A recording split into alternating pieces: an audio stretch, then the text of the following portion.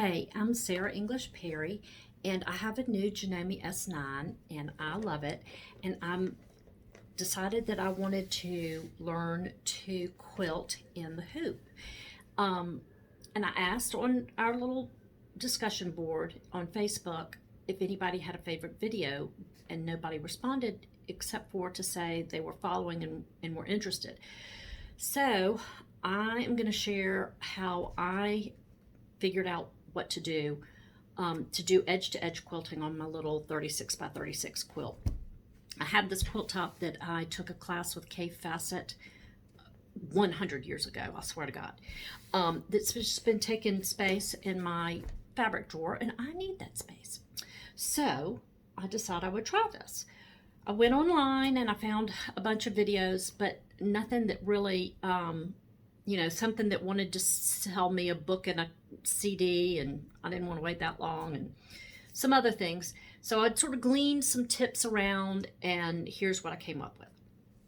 The first thing I did after that was I went to the internet and I Googled 5x7 edge-to-edge quilting designs, because 5x7 is the largest hoop I have. So if you don't have an S9, if you have something else and you have fabulous huge hoops, then search for that size.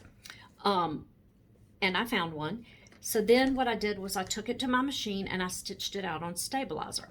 And I don't know, you probably cannot see this very well because of course I'm doing it in yellow. That's helpful. So before you take it out of the hoop, or before I took it out of the hoop, what I did was I marked the top of the design. I marked the first bit of the stitching on the top and the bottom, and I indicated the top, and I also marked the registration marks. Can you see that? The registration marks for the hoop.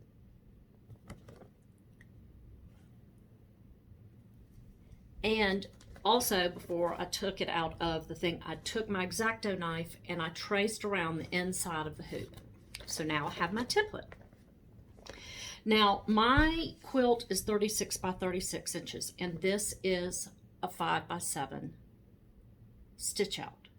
But of course, you're not going to have, you're going to have a little space in between. So what I would do, which I did not do, but I'm telling you should probably do this, is I would sort of figure it out how close together I want each stitch out to be so that it kind of all looks uniform, and measure that width, what you should do. So you should add, say you wanted it to be a 1/2 inch here and a 1/2 inch here and a 1/2 inch at the top and 1/2 inch at the top.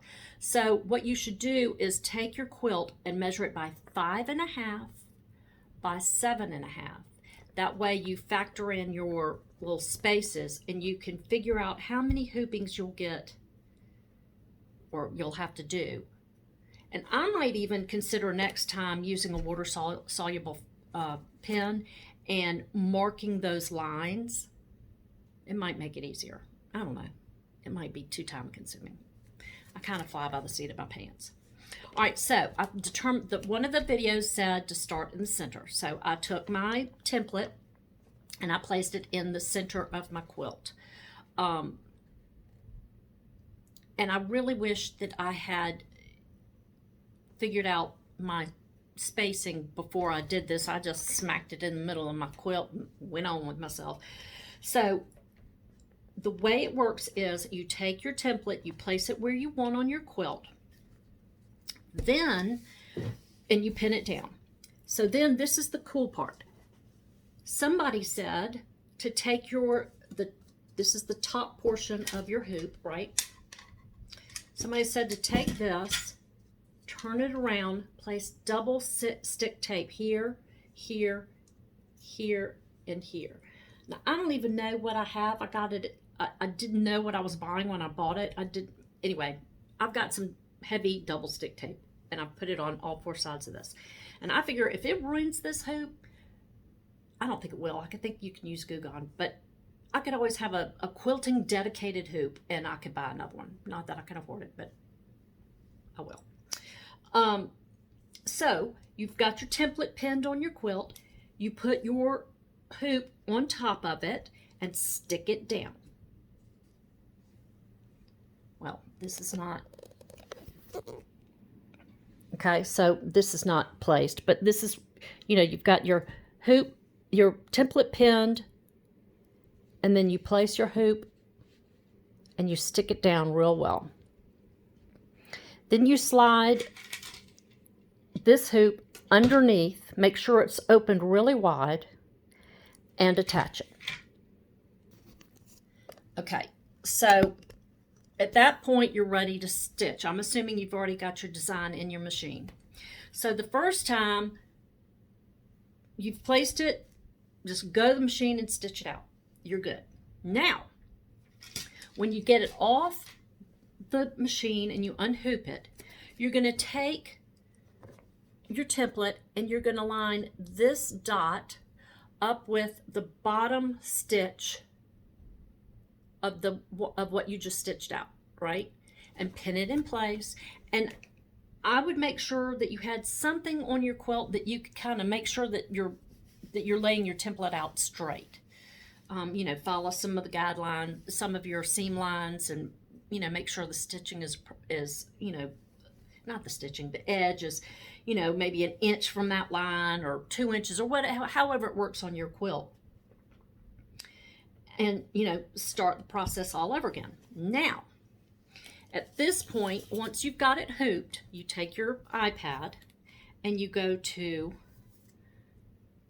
this amazing thing called, what is it? AccuSetter.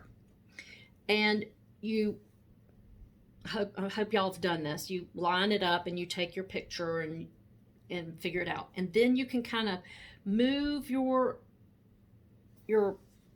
design so that you line up the top stitch where you've made your mark with the bottom of the previous thing, and you set it and you send it to the machine.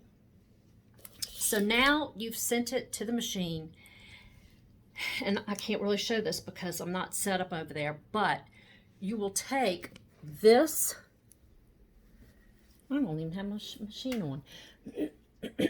You will go to the little setting.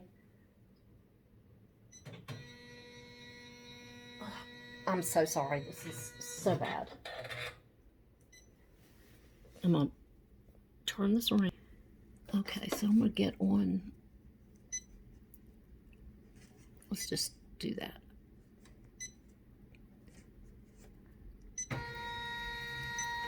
Okay, so you're going to go to this right here with the, you can't even see.